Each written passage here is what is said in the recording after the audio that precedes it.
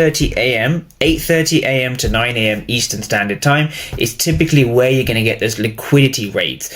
Our job as a trader is to position ourselves inside of higher time frame wicks after these news events have occurred, right? So what you want to do is you want to wait for these news events to take out liquidity, and you're simply trading the reaction. So what do I mean by trading the reaction, right? This is where we use key levels. And so very quickly, what makes a key level for me is essentially a fair value gap with liquidity, right? So fair value gap and liquidity, very, very important concepts. And so if I kind of put this over here, this is the fair value gap and this is the key level. It's always a candle before the fair value gap, right? So now that price begins to open, I think we open now. So this was the opening price here at 2:30 p.m. UK time.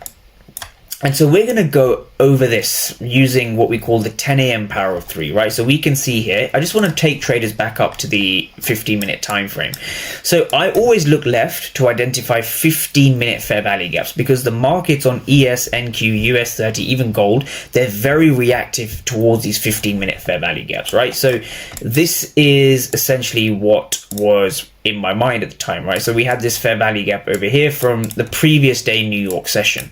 So the reason I like to have my local 15-minute fair value gaps marked out, because where there's often an aggressive reaction coming from them.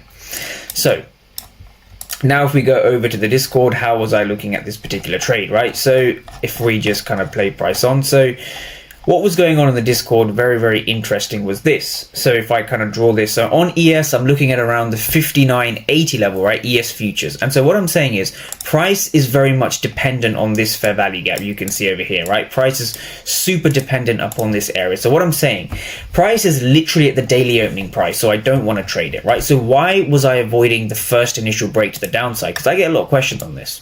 Why did I not trade? If I